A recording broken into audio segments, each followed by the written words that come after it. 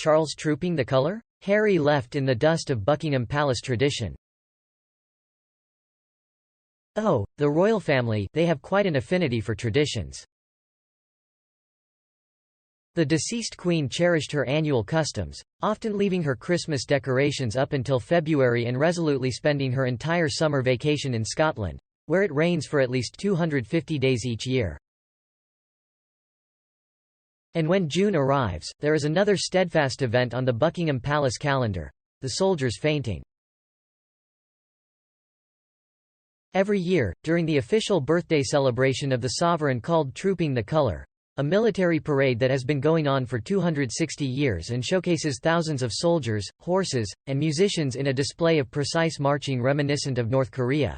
At least a couple of participants faint due to the heat.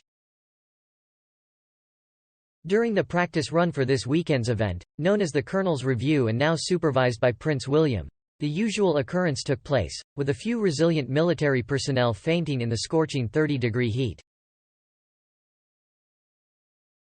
18-year-old James Calford, the youngest soldier in the Welsh Guards participating this year, compared the experience to standing in a sauna with a 200 kg dumbbell in your left hand, as he told The Telegraph. Therefore, when the actual event takes place next Saturday, it is highly probable that a few members from the various regiments participating will succumb to the challenging conditions. However, this year's occasion, which marks King Charles I as the monarch, will deviate significantly from the norm and be a sombre milestone. The Duke and Duchess of Sussex, Prince Harry and Meghan, the primary cause of the royal family's hair loss, will be absent and not welcome. According to Richard Eaton from the Daily Mail, Prince Harry and Meghan have not received an invitation to the King's birthday parade. It will be the first time in Harry's life that he is not welcome at the monarch's official birthday celebrations.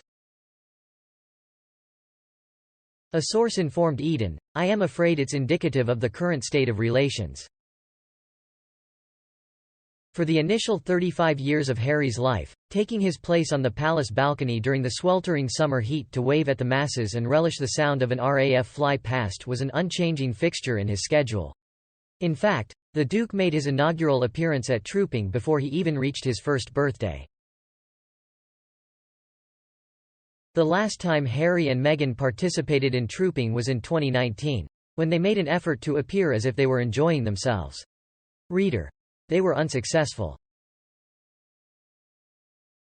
Then came that peculiar time when the world stayed at home in our comfortable clothes, engulfed in existential fear and disinfectants, resulting in Trooping being reduced to a small group of soldiers parading within the grounds of Windsor Castle, where the late Queen and Prince Philip spent their lockdown. Then came 2022, and Trooping made a grand return. As London's milliners celebrated and resumed their craft of creating delightfully extravagant hats for the elite, the Sussexes flew back to the UK to partake in Queen Elizabeth's Platinum Jubilee festivities and her birthday parade.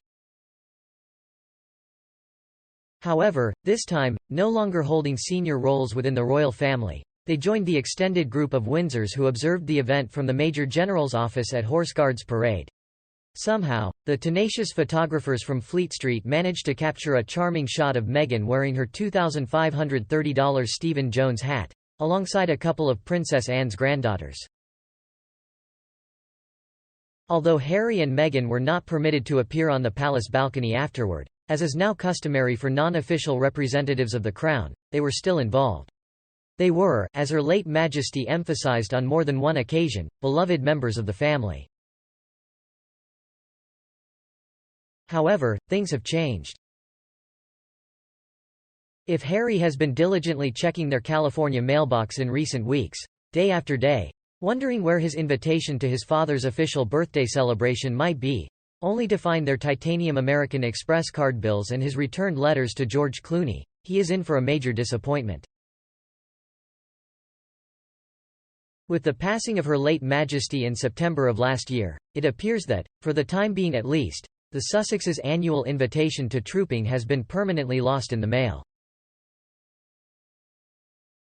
Considering the current circumstances, it is difficult to envision how they could ever regain favor within the royal family or foresee Meghan needing Stephen Jones anytime soon to create another breathtaking headpiece.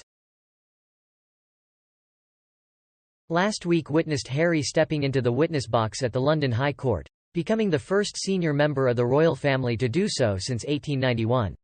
It was a significant moment, although one that received no cheers from the palace.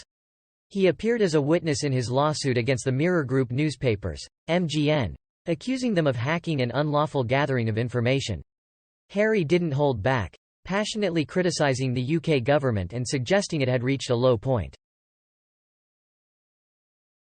Can you hear it? The sound of teeth grinding in frustration within the vicinity of Buckingham and Kensington palaces.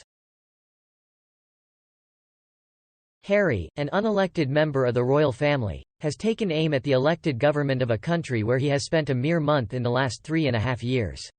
The relationship between the 38-year-old and his family is as frosty as the relations between North and South Korea, and the emotional demilitarized zone between the houses of Windsor and Montecito is unlikely to be crossed anytime soon. Reportedly, he didn't even see them, despite staying at Frogmore Cottage, the Sussexes' Windsor residence, for the last time. I assume the keys were left under the mat after being handed over by Charles, which is within walking distance of William and Kate, the Prince and Princess of Wales.